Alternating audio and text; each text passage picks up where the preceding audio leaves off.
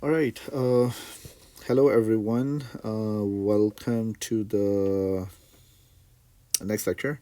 In this lecture, we are going to start the step responses now. In the previous lectures, we talked about the natural responses of the first order RC and RL circuits.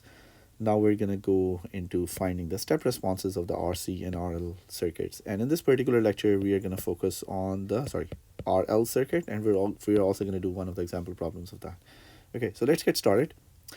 Again, in case of a natural response that we discussed earlier, what do? We take the excitation source out of the circuit and we see how the capacitor or the inductor releases its energy, or how a capacitor gets discharged in case of an RC circuit, right? In case of a step response of an RC or RL circuit, we introduce an excitation source, a voltage source or a current source, right? And we see how the circuit behaviors change. And this is known as a step response of a circuit. And again, as we will realize this shortly, this can also be represented by a first order differential equation. We like to call, if there is only one energy element in the circuit, we can call it as a first order RC and RL circuit as well. And again, we can, when we say that we need to analyze an first order RC or RL circuit or a step response or a natural response, essentially what we are trying to do is to find the values of these, or the equations of these current and the voltage values that we're going to do over here as well. So in a step response, again, we are going to bring in, after a switching event, an energy source, for example, a voltage source or excitation source, a voltage source or a current source, and we will see how the circuit behavior will change, or how does that further adds to the energy of a capacitor and an inductor. So let's get started finding the step response of an RL circuit, which means there's a resistor and there's an inductor. And we are going to go ahead with the derivations of that circuit as well. So this is a circuit that illustrates a step response of the first order RL circuit. Again, you have an excitation source, you have a resistor, you have an inductor L, the voltage across the inductor is V of t. So at time t equals to 0 over here, right, this switch gets closed. And sorry, just give me 1 second. This thing fell down. Okay. Yeah, at time t equals to 0, the switch gets closed and the excitation source formally comes into within the circuit. We can make two different assumptions. We're going to start with a slightly complicated one and then we can reduce it to a simple one as well. So one of our assumption over here is that before Vs came into the circuit itself, there was some pre-stored energy already in the inductor. So there was a non-zero initial current, I naught. We are going to do another case later where we will assume that there is no initial energy stored in the inductor, and Vs is going to be the first source that is going to provide the energy to an inductor. However, in this current derivation, I'm assuming that there was a non-zero initial current and there was some pre-stored energy in the inductor already available when the switch gets closed at t equals to 0, and Vs started to supply more energy to the inductor.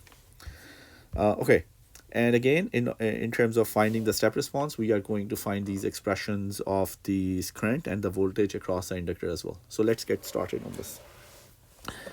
Okay, so I'm going to simply apply Kirchhoff's voltage law over here.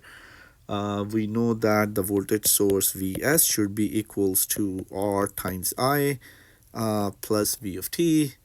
And again, Vs equals R times I, V of t. I know that the voltage across the inductor is L di by dt. I can move L di by dt on the other side. So for example, L di by dt is going to make into minus Ri plus Vs. Okay, let me solve this. We're dividing by L now. Di by dt should be equals to minus 1 over L minus Ri, plus 1 over L minus Ri plus Vs. I can also take a resistance common. So R over L comes out to be sorry, there's like one negative sign missing over here. L di by dt, yeah, so Vs minus Ri plus Vs minus Ri over L. So you get R over L. Yeah, sounds good. So you get minus I plus Vs over R. I'm gonna take so just for simplicity, I'm gonna do another thing. I'm gonna take a negative sign out as well, because eventually, why I'm taking a negative sign out, because eventually we're gonna realize that shortly that when it's gonna convert into an exponent, it is gonna show a kind of a decreasing exponent. So we'll see that in a second. Minus R over L I times minus Vs over R. So I'm going to take a differential of t on the other side. It is going to become di equals minus r over L I times Vs over R times dt. And once we do that, we have a variable of differential of I over here. So I'm going to move this I term on the other side. So we are going to get di over I minus Vs over R equals minus R over L times dt. Now I'm going to take integration on both sides. Again, this is with respect to current.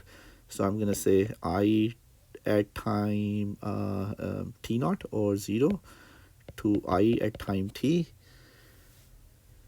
I'm going to change the variable of integration over here as well. Replace it with x. X minus Vs over R equals minus R over L, constants, and time again from 0 to t, times, you can replace this with y or z or any other variable over here as well.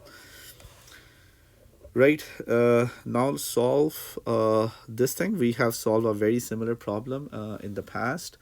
We can potentially do it again. I'm gonna do a quick thing on this side of the thing, right? Okay, so for example, if you have I naught over I of t, and the variables of integration are, so for example, dx over x minus a, you can easily solve this for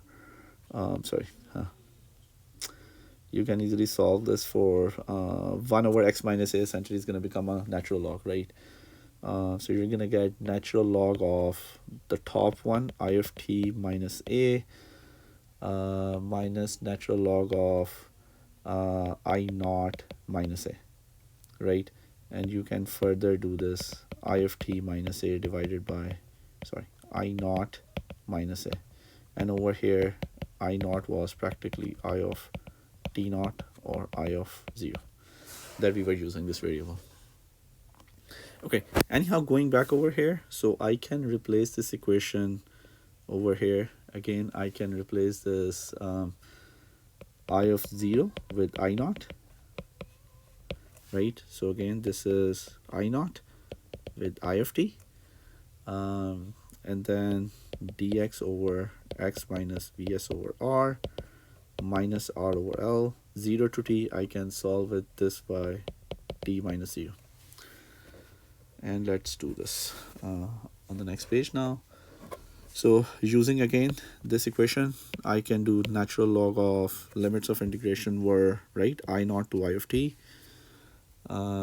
So I of t minus Vs over R divided by I naught, which is minus Vs over R, minus Vs over R times minus R over L times t. And again, how to solve this further? We practically exponentiate both sides, right? We can exponentiate both sides. If we are going to take a natural log of e raised to power natural log of it minus Vs over R divided by I naught minus Vs over R equals e raised to power minus R over L times t, right? And we also have seen one identity, e raised to power natural log of x equals x. Remember that? So we're going to be left with natural log of I of t, oh sorry, not natural log of, I of t minus Vs over R divided by I naught minus Vs over R equals e raised to power minus RL over t. So we get I of t minus Vs over R equals I naught minus Vs over R e raised to power minus RL over t. And I can just do this thing with a I of t. So we get Vs over R plus I naught minus Vs over R e raised to power minus R over L times t. This is a value of the current that is going to flow in the circuit. So let's analyze this a little bit more and see what these things are, right? Again, this is a derivation of the inductor current. We're going to find the inductor voltage in a second and analyze this a little bit more as well. Okay, so this is the equation for the inductor current. If we will look a little bit more closely, we can see that there's several interesting observations that we can make in this equation. The first one is this value I naught. So the value of the I naught is the initial value of the current, since we had made an assumption initially that there was a non-zero initial current. If there is a example problem given, or in the future if we were to make an assumption that when the excitation source came in the step response, initially there was no current in the inductor and there was no energy stored in the inductor, I naught would automatically become zero and you can take this I naught out. Next thing is the final value of the current. So what is the final value of the current and how you can potentially determine that? In order to determine the final value of the current from this equation, and there are two ways to determine that. Sorry, just give me 1 second. There are two ways to determine that final value of the current. Final value of the current can be determined by putting t equals, as t will approach infinity, right? This is going to become final value of the current. So how we can do that? We can just put it over here, and we know that e raised to power, right? If you're going to put t equals to infinite here, e raised to power minus infinite becomes 0. And if e raised to power minus infinite becomes 0, this entire product will become 0, and your I of t is going to become equals to Vs over R. So just from the equation, you can know the final current, or we know that this value Vs over R represents the final current, stable current that will be achieved in the circuit, right? So we can determine the final value of the current by using t approaches to infinity, and from the equation we can find out that the final current, it can be represented by IF. So I'm going to call this as IF, and this is at infinite. Final current value equals Vs over R. Can you find the same thing by the circuit itself? What is going to become a final current in the circuit, right? If I go back and show you this circuit, now let's look at the circuit and I will ask you, what is the value of the I? What is the value of the current that is going to flow through the inductor, right? Or what is the value of the I in the circuit?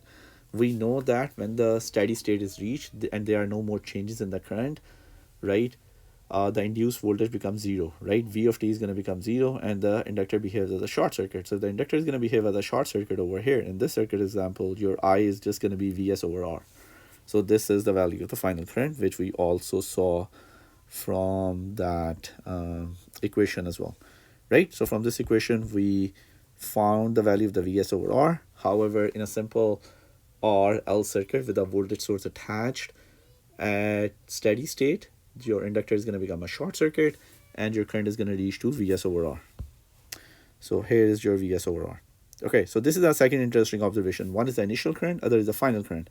So I can replace I naught is my initial current. I can replace the Vs over R by a variable called as final current, or IF, that I'm going to do in a second. Okay, the third interesting thing is your time constant, as we discussed in the natural response of an RL circuit as well, and the time constant equals L over R, and this is kind of going to determine the rate of the change, as I am going to show you some of the plots of how the inductor current changes and how the how the voltage across the inductor changes. In case of a step response, when we are bringing in an energy source, right, we are going to realize that the inductor current is going to increase at a particular rate while the inductor voltage is going to decrease at a particular rate. So we will see in a second. Okay, so if we were to replace all of these variables, the initial current, the final current, and the time constant, here is the value of the inductor current that is going to come out to be. Here is the final current, which is again Vs over R. Here is the initial current because we assumed non-zero initial current or some pre-stored energy in the inductor. If we were to start with just a new inductor, right, then the I naught value is going to be exactly 0. And then we also ended up replacing L over R with a time constant tau. So this is literally what you need to remember in terms of finding a step response of an RL circuit. However, keeping the tradition going, I'm going to show you a step-by-step process because the book also provides that, and I thought it's a good idea to show you those. Practically speaking, you don't need to remember anything like that other than remembering this equation. And again, if you were to ask how to find a step response of a circuit, or if there's an example problem that will ask you to find the step response of a circuit, other than solving for some basic Ohm's law, Kirchhoff's laws, and finding some circuit elements, all you need to do is to remember this equation, right? And what this equation entails is that somehow you need to find the value of the IF, you need to find the value of the I naught, the initial current, and you need to find the value of the tau. And here are the steps. And essentially, these are the same steps that is written into this equation, right? So first find the value of the I naught at, of course, t is less than 0. This is the initial inductor current. If there is no initial energy stored in the inductor or the initial inductor current is 0, you can just assume I naught to be 0, right? The second thing to find is find the value of the tau, right? Second step is tau, again L over R. You have an inductor there. If there are multiple resistances, find the equivalent resistance. And again, this should be greater or equal to 0 after the switching event. And the third thing that you need to find is the value of the final current, IF, and this should be found at t, when t approaches to infinity. So what is going to be the final value of the current as t approaches to infinity? Most of the time is just going to be a short circuit, right, when the steady state is reached. And once you get these three values, put down these values in this equation and find the step response. So let's do this example problem and see how this entire thing happens. And it's kind of an interesting thing. We're gonna learn a lot. Okay, so here is a circuit, and in this circuit, the problem states that initially this inductor was at switch A. So when it was at switch A, right, your inductor 200 millihenry was already attached to a 8 amperes current source. So before we do a switching, and the switching happens from A to B, right?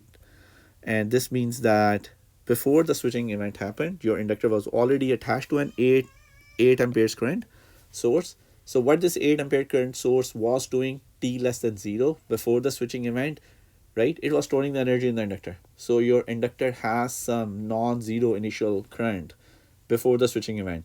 Your inductor has some initially stored energy before the switching event. So we will analyze this circuit before the switching event and after the switching event. Okay.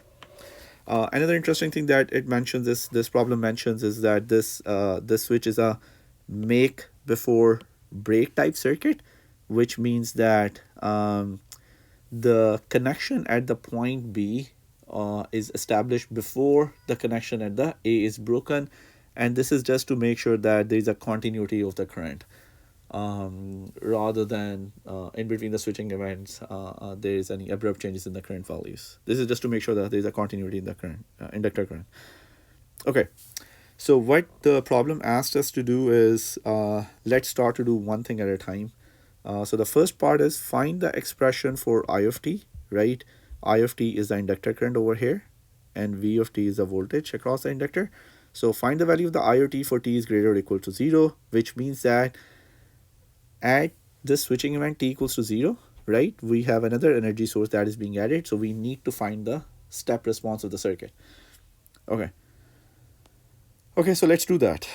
Let's find out the value of the IT. We know what to do to find out the value of the IT. right? And I am interested in finding the value of the IT for t is greater or equals to 0. We saw that in the previous stepwise process, we need to find three things. We need to find the initial current, we need to find the final current, and we need to find the tau value and replace everything to know what is the inductor current value. So let's solve for all of that, okay? So let's first find the value of the initial current. So what is the value of the initial current that was flowing through the inductor when the switch was at A? So if we analyze this, why don't I make the circuit, right? If I analyze this right portion of the circuit in which I have a current source, I have a resistor, and I have an inductor, all three of them are connected over here, right?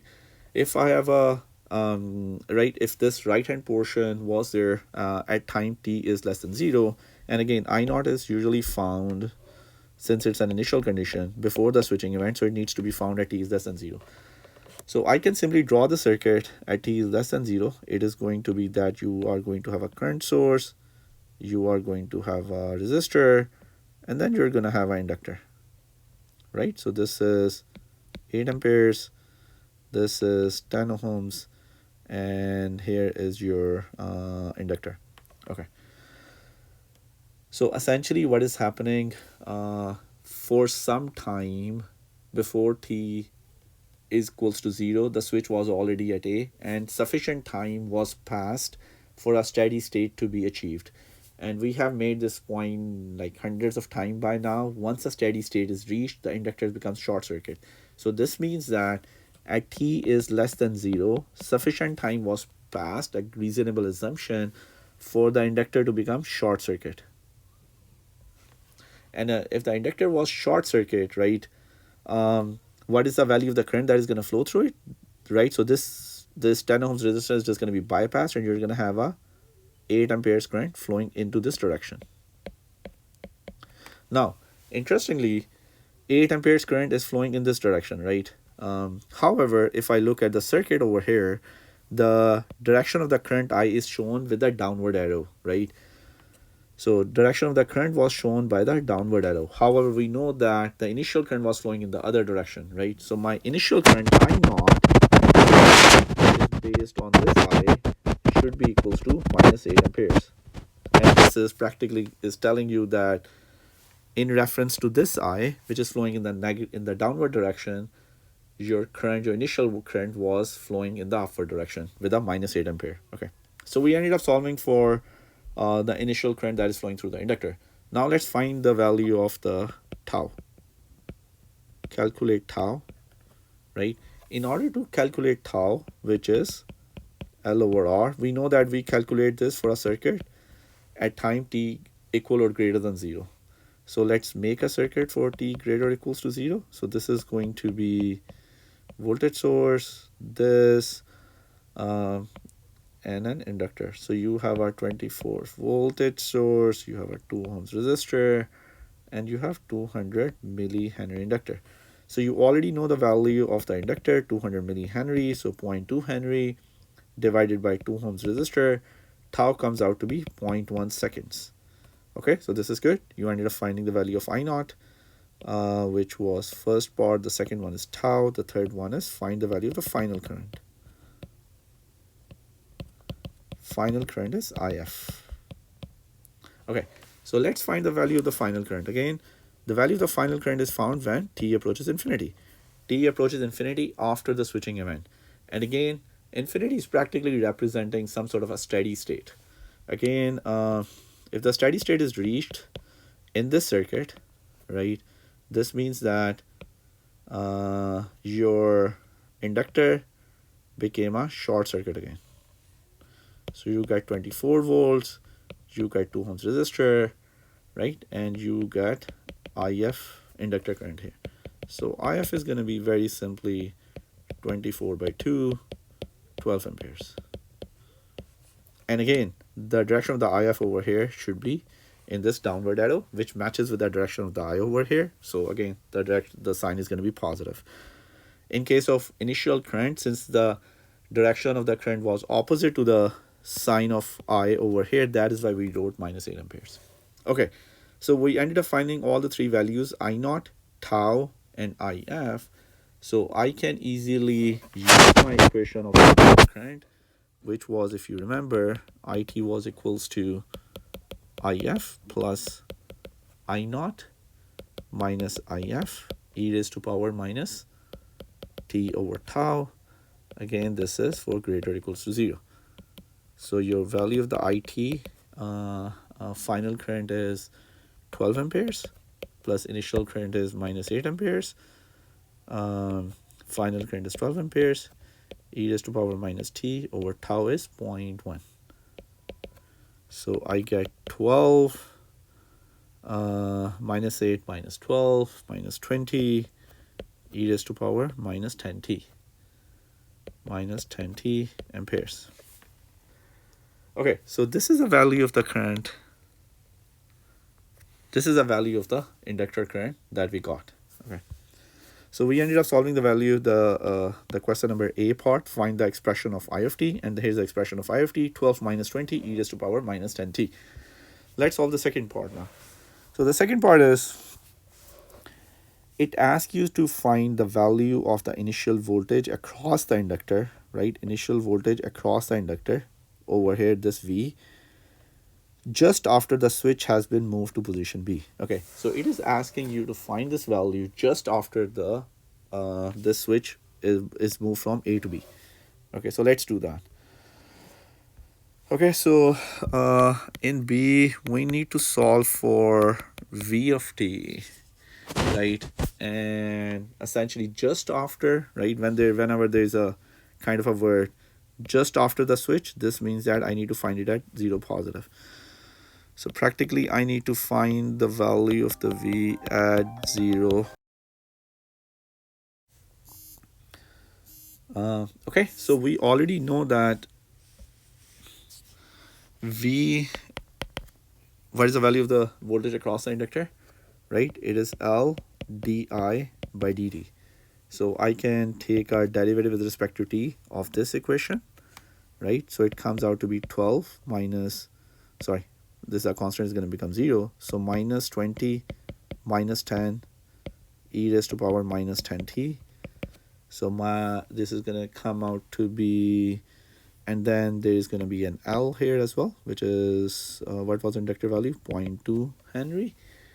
So you're going to get 0.2 times 200 e raised to power minus 10t, comes out to be 40 e raised to power minus 10t volts, right? So the value at 0 positive, you can practically replace e raised to power minus 10t with e raised to power minus 0, comes out to be 1. So your value at 0 positive comes out to be 40 volts, and this is initial inductor voltage. Okay, so this is the value of the initial inductor voltage that is appearing across the inductor as soon as the switching happens, or just after the switching happened from A to B. Let's find the third thing. This is interesting. So this third part asks you that you got this value of the voltage, which is 40 volts across the inductor as soon as switching happens. Does it even make sense? Okay, interestingly, why don't we make a circuit to solve the C part? So if you remember, for t is greater or equals to 0, right, we have this, we have a resistor, and then we have inductor, and we are saying that across the inductor we had a 40 volts, right? So this is 40 volts, and this is 2 ohms resistor, and this is 24 volts. Okay, so we know that, I made this point again many times, there is not an instantaneous change in the current of the inductor, right? If that is true, and we also studied in the past that in case of an inductor, I0 negative, I0 and I0 positive are all the same, right? So your I0 positive should be equals to I naught, and that is equals to minus 8 amperes. If this is a value of the current, right, I know that at this instant, at 0 positive instant, when you have a 40 voltage drop across the inductor, I have a 8 amperes current flowing over here. If there's an 8 amperes of current flowing over here, this is going to produce a potential drop of 8 times 2, 16 volts. So let's say if the KVL matches, you're going to get a 24 volts plus 16 volts equals 40 volts, right? So 40 volts equals 40 volts, and our voltage matches. So this means that the voltage drop of across the inductor of 40 volts does make sense. Okay, let's do the D part. So the D part is, how many milliseconds after the switch has been moved does the inductor voltage equals 24 volts, right? So again, the inductor voltage started at 40 volts, this 40 volts, right? And now as soon as the switch is moved from point A to point B, right? Since we included an excitation source and there is an inductor voltage V 40 volts, the inductor voltage is going to go down, as I'm going to draw the plots in a second as well, and the inductor current is going to go up. So we will see that in a second. However, the question is asking for find the value of the time t for which the inductor voltage becomes, find the value of the time t for which the inductor voltage becomes 24 volts. Okay, essentially you can easily get this from this equation. This equation here is an equation of the voltage, right, which is V equals 40 times e raised to power minus 10t, right? So you get 24 equals 40 e raised to power minus 10t, 24 over 40 e raised to equals e raised to power minus 10t. Take natural log both sides, right? So minus 10t, natural log of you get 24 over 40. Let's do one more thing, right? So I'm gonna move this. I'm gonna move this in this direction, and I'm gonna move this in this direction, right? So to get away with this negative sign, so e raised to power 10t is going to become 40 over 24, and now I'm gonna take natural log.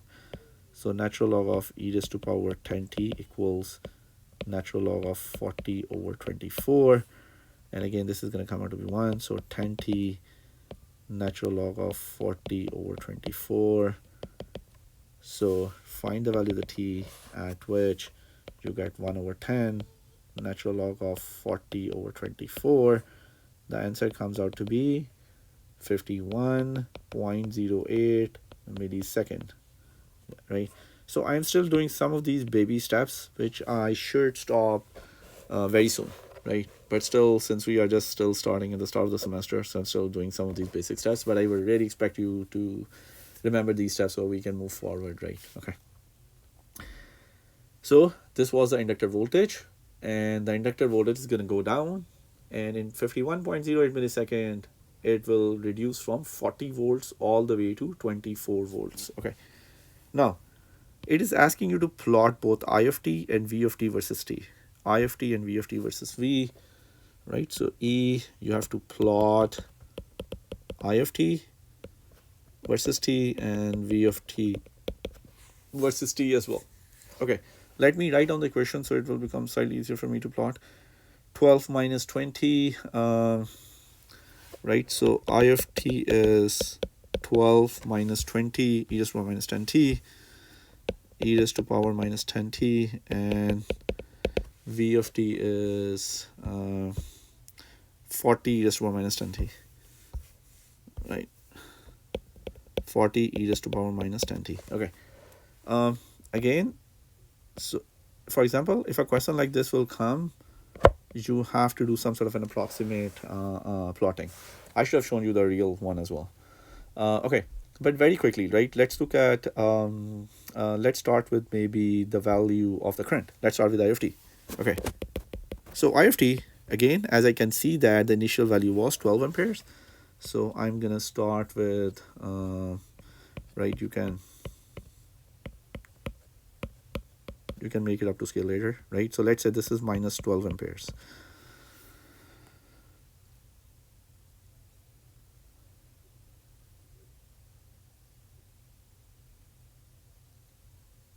Okay, so right, so it is going to start at not 12 amperes. Um, okay, the initial value of the current. Hmm. Okay, so at time t is equal to 0, you can further solve it to I of t equals 12 minus 20 e raised to power again minus 0. So it's going to come out to be minus 8 amperes. So it should be minus 8 amperes, right? So it's, and we also know that, by the way, right, this is how you can do it. Otherwise, I know that my initial current was minus 8 amperes as I calculated over here as well, right? So my initial is, so it should start at minus 8 amperes, right?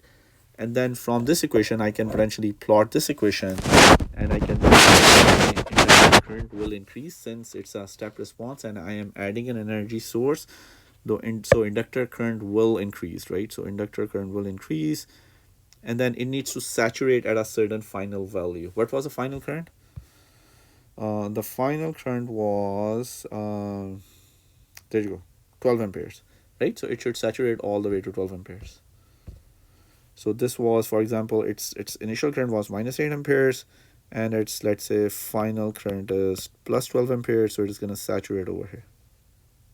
So this is kind of a rough rough plot of an I of t. Let's make a plot of V of t as well. Let me do this with the blue curve.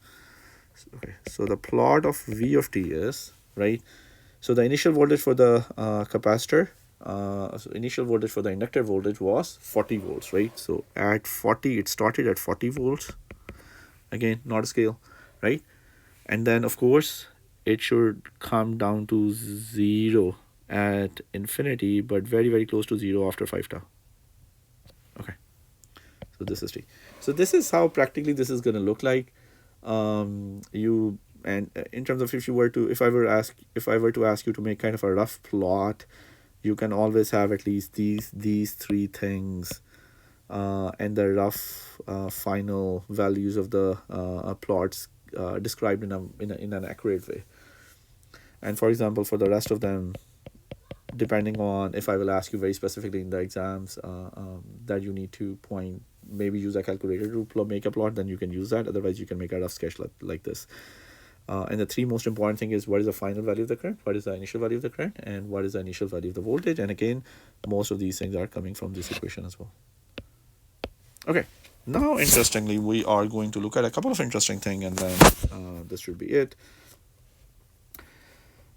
We already discussed that, and here is slightly more, some more discussion, not a lot, but a little bit more discussion into it, right? So this is the current of the flowing into the circuit, RL circuit, after the switching event, and this is how the plot looks like, right? Again, it's an exponential plot, and it saturates. Here is the circuit again, right, that we have seen in the past. Here is the value, here's the initial, here not the initial current, here is the inductor current, and this is the equation that we also derived. The one thing to remember, I'm going to come back in a second, because on this plot as well. This is the initial inductor current derivation that we did earlier in this lecture, right? Again, it has a final IF and the initial inductor current. So this is the equation when there is a non-zero initial current. What is going to happen if I am going to make I naught 0? I'm going to assume that there was no initial energy stored in the inductor, and the inductor started from, let's say, start. If there is no initial inductor energy that was stored, then I naught becomes 0. And again, if I were to replace this with 0, my equation will reduce to this. And if you compare now this curve, this blue curve over here, right? This blue curve is practically the curve for when I naught equals to 0, right? Otherwise, if I naught would not have been 0, this would have been your curve. It should have started from somewhere on the negative y-axis. However, this specific plot is for the inductor current when there was a 0 initial current, or the initial condition is 0, right? So just remember that.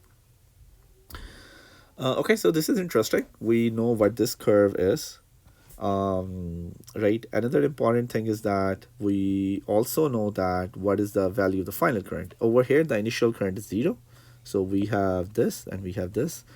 We know that the final current is Vs over R, so we can see that the value of this blue curve saturates at Vs over R. Okay, so how to get this value and this tau? So essentially this value at 1 tau represents approximately 63% of the final value. After one time constant of 1 tau, the inductor current will reach approximately 63.2% of the final value, right? And approximately after 5 tau, it will be very close to its final value. And how you can find it out? By just in this equation, right? If you were to replace t with tau, 1 tau, you can find out the value, right? And oh, here it is, right? So Vs over R minus Vs over R, and you ended up replacing this with tau, right? Again, tau is L over R, so it is going to become e raised to R minus 1. So you get this value. So at 1 tau, at one time constant, the inductor current becomes 63.21% of the final current value, right? So this is 63.21% of IF.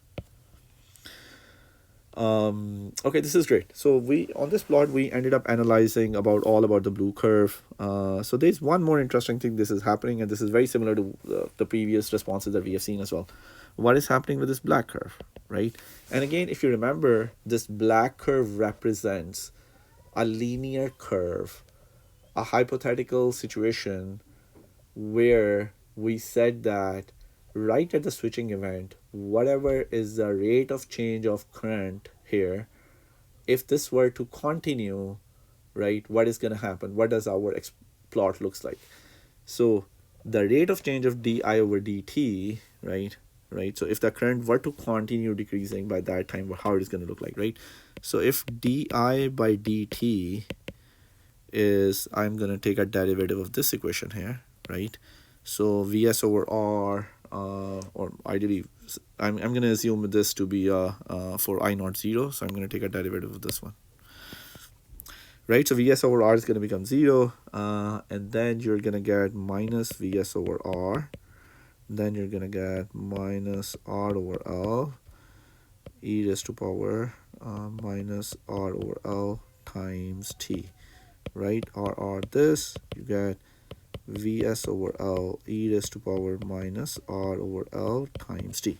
Okay, so this is the rate of change at t equals to 0 or 0 positive. As soon as there is a change in the inductor current, again, remember that when it was at switch, before the switch, right?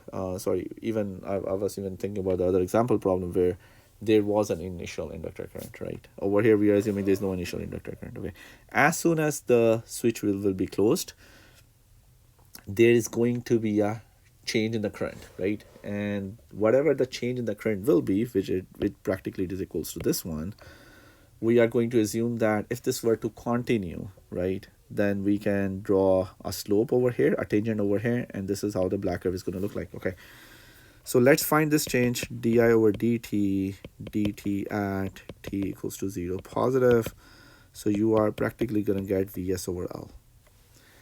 So this is your essentially the rate of change of current right after when the switch is closed, right? And this represents the slope of this curve. And we know that we have done this thing in the past, right? Y equals mx plus c, where y is I know my slope is Vs over L, x is t, and the intercept is 0. So my equation for this black line is I equals Vs over L times t.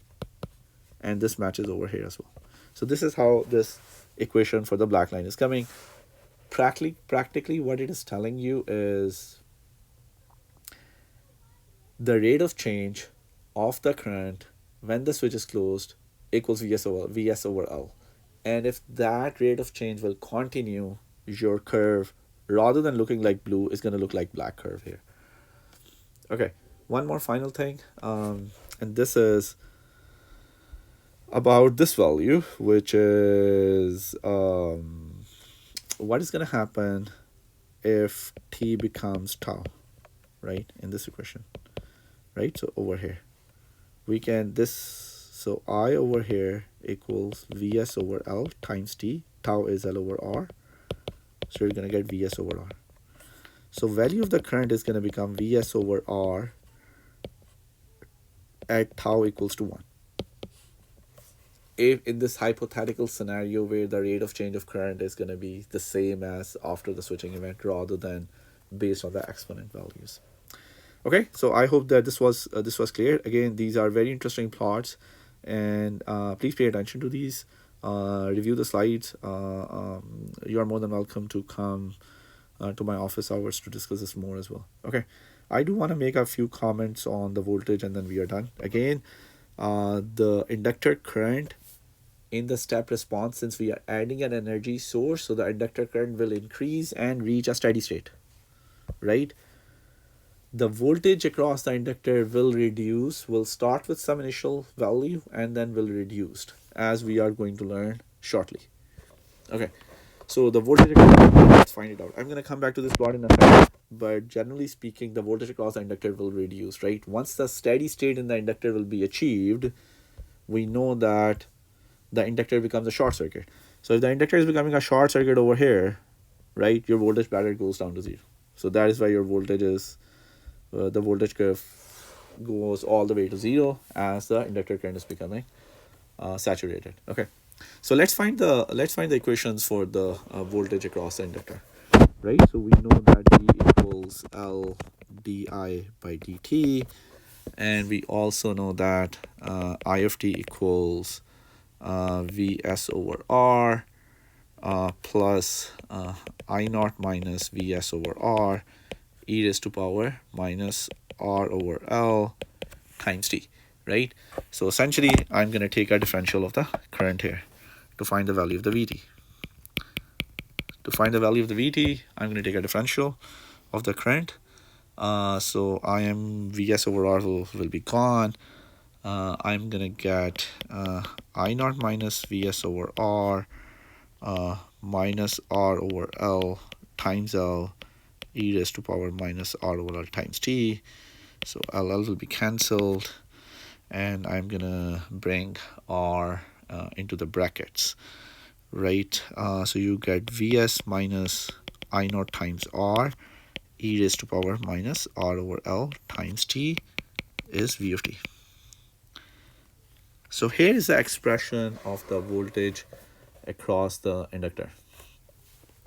Again, in this circuit, in the step response, your originally voltage across the inductor was 0 because it was behaving like a short circuit, right?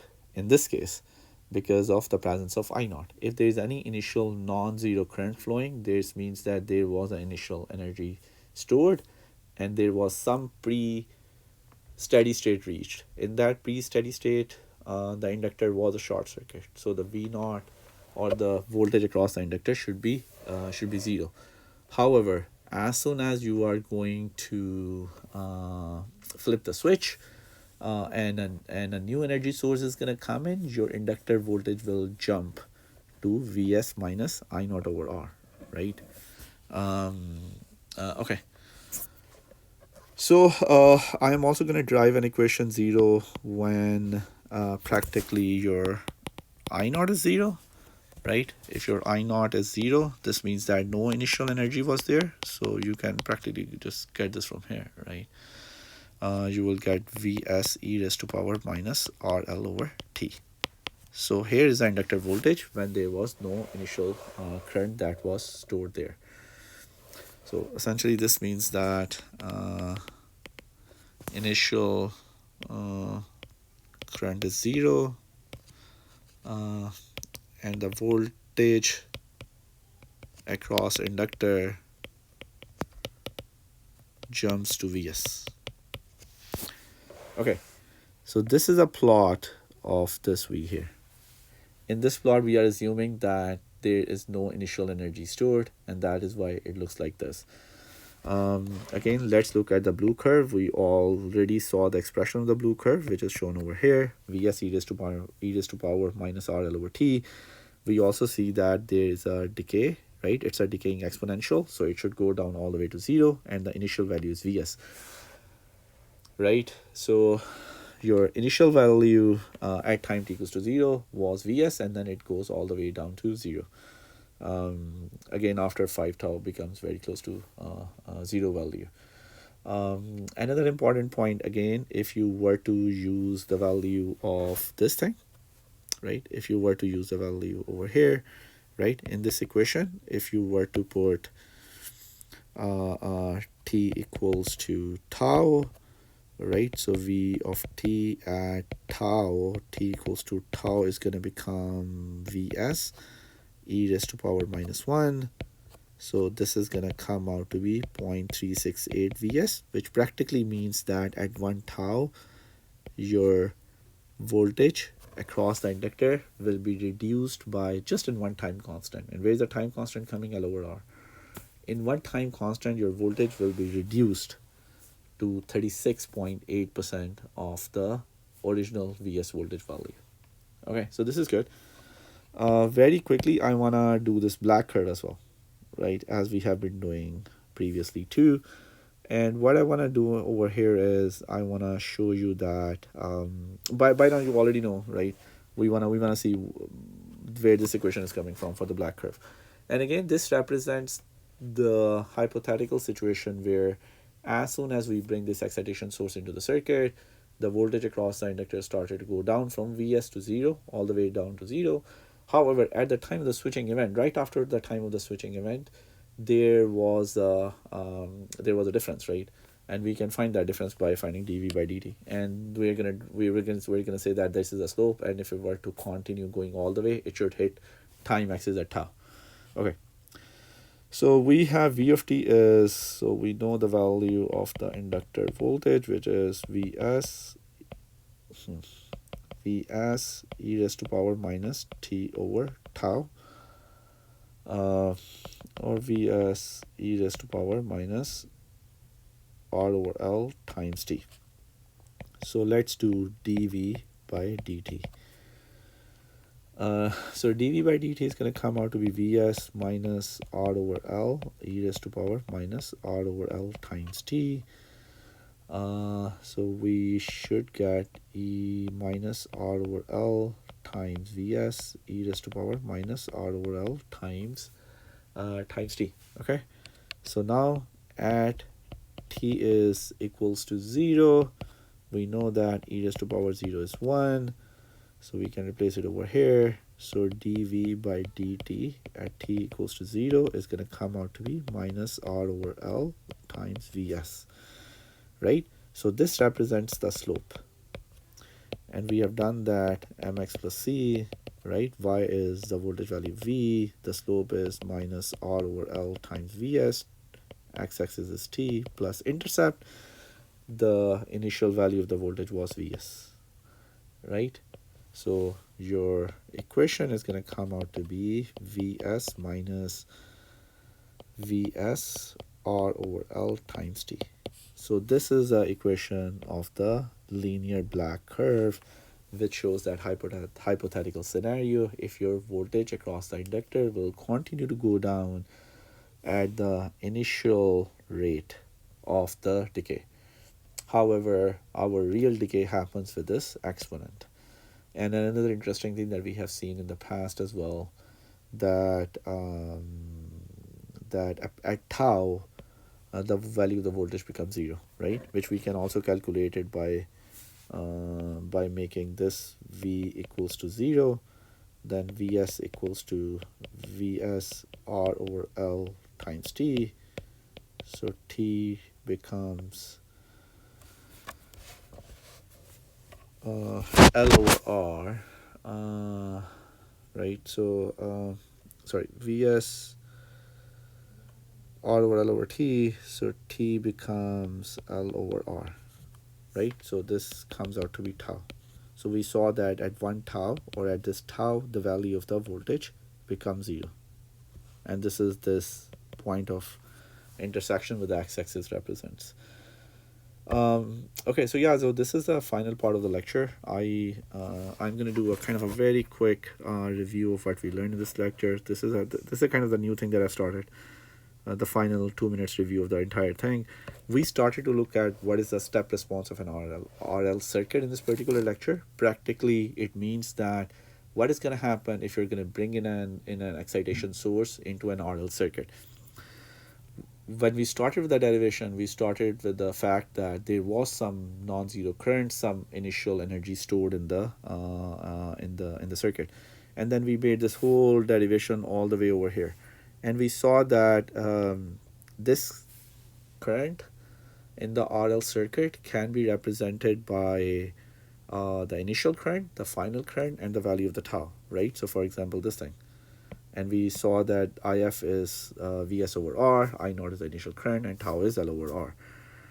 Then we also look at the stepwise process. Essentially, all you need to do is to remember this equation, IT equals IF plus I naught minus IF e to the power minus t over tau. And in order to solve any step responses, you need to literally figure out these three things: the final current, initial current, and IF.